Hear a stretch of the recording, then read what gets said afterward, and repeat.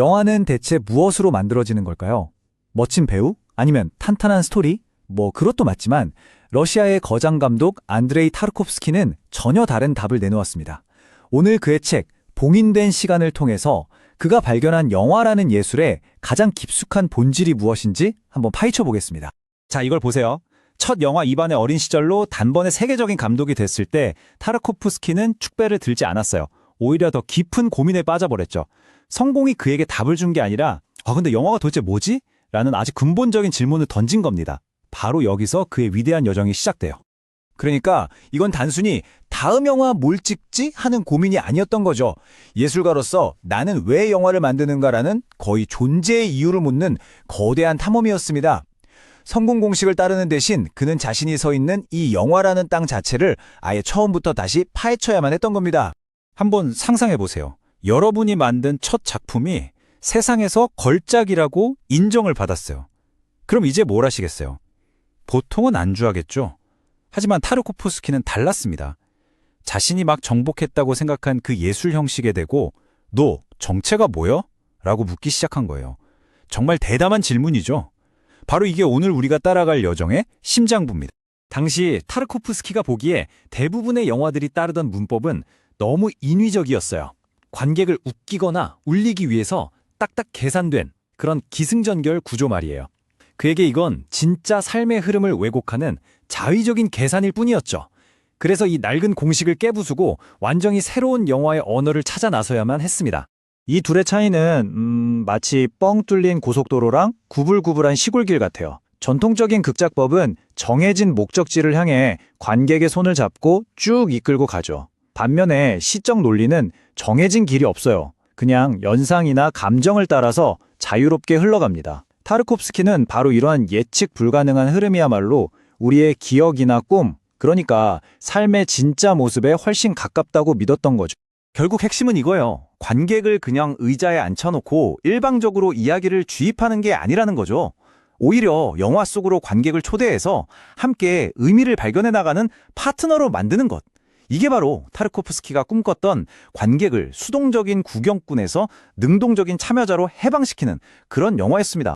자, 이제 영화를 어떻게 만들 것인가 하는 문제를 넘어서 더 근본적인 질문으로 가보겠습니다. 바로 모든 예술은 왜 존재하는가? 타르코프스키에게 예술은 그냥 즐기는 오락이나 기술이 아니었어요. 그건 인간 영혼의 가장 깊은 갈증에 답하려는 아주 숭고한 행위였습니다. 예술은 시간을 때우려고 있는 게 아니라는 거예요. 우리는 왜 여기에 있는가? 존재의 의미는 무엇인가? 같은 아주 근원적인 질문에 답하기 위한 몸부림이라는 거죠. 그리고 예술은 바로 그 영적인 이상에 대한 우리의 채워지지 않는 갈증, 그 지점에서 태어난다고 믿었습니다. 와, 정말 놀랍도록 겸손한 관점 아닌가요? 예술가는 스스로 빛나는 천재가 아니라는 거예요. 기적처럼 받은 그 재능이라는 선물에 대해 영원히 빚을 진 하인이라는 거죠.